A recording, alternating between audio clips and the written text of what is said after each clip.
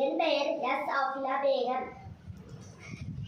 காமராஜர் கவிதை. தமிழ்நாட்டின் தாயகமே, ஏழைகளின் சொந்தமே, பல பள்ளிகளை திறந்து படிக்க வைத்த தெய்வமே, மத்திய உணவு தந்த தந்தையே, அணைகள் பல கட்டி கொடுத்த ஆதவனே, மனித கடவுளாய் வந்து கஷ்டங்களை நீக்கி தந்த கண்கண்ட தெய்வமே, மீண்டும் ஒருமுறை பிறப்பாயா என்று வேண்டுகிறோம். தலைவர்கள் பல உண்டு, ஆனால் உன்னை போல் யார் உண்டு? இங்கு தினம் தினம் ஒரு தலைவர், ஆனால் நீயே எங்கள் முதல்வர். விருதுநகர் வீரன், படிக்காத மேதை, தென்னாட்டு காந்தி, கர்ம வீரர் என பல்வேறு சிறப்பு பெயர்களால் அழைக்கப்படுகிறார். இளமை காலம். பெருந்தலைவர் காமராஜர் 1903 ஜூலை மாதம் 15ஆம் தேதி விருதுநகரில் பிறந்தார். இவர் தந்தையார் குமாரசாமி, தாயார் சிவகாமி அம்மாள் ஆவார். தந்தை இறந்ததால் பள்ளி படிப்பை 6ஆம் வகுப்போடு நிறுத்தி கொண்டார். பல தேச தலைவர்களின் பேச்சுக்களை கேட்டு சுதந்திர போராட்டத்தில் ஆர்வம் கொண்டார். 1954 தமிழ்நாட்டிற்கு முதலமைச்சராக பதவியேற்றார்.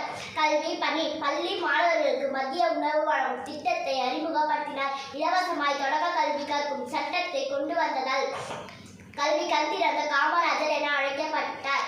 மூடிய பல பள்ளிக்கூடங்களை திறந்தார். மேலும் பல பள்ளிக்கூடங்களை கட்டினார். படித்த வேலைவாய்ப்பற்ற இளைஞர்களுக்கு பணி வழங்கினார். நிறைவேற்றிய திட்டங்கள். தமிழகத்தின்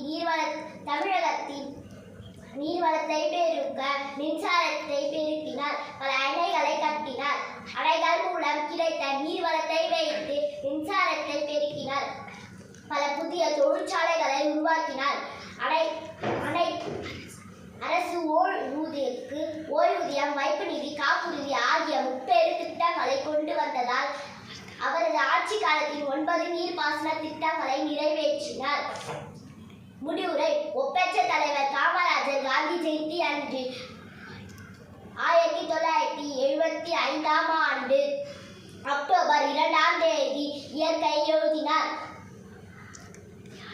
அவரது ஆட்சி காலத்தில் 1976 பாரத ரத்னா விருது வழங்கி சிறப்பித்தது.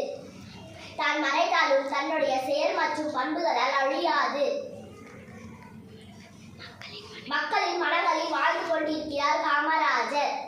பொருளெல்லாம் செல்வமில்லை, கல்வியே உலகிற்கு தந்தாய், தெருளெல்லாம் நமக்கில்லை என ஊருக்கே உழைத்துக் கொடுத்தாய், வாழ்வதெல்லாம் வாழ்க்கையிலே போன பின்னும் மக்கள் மனதில் நீங்க இடம் பிடித்த நம் காமராஜரின் உயிர் உள்ளவரை போற்றுவோம். நன்றி, வணக்கம்.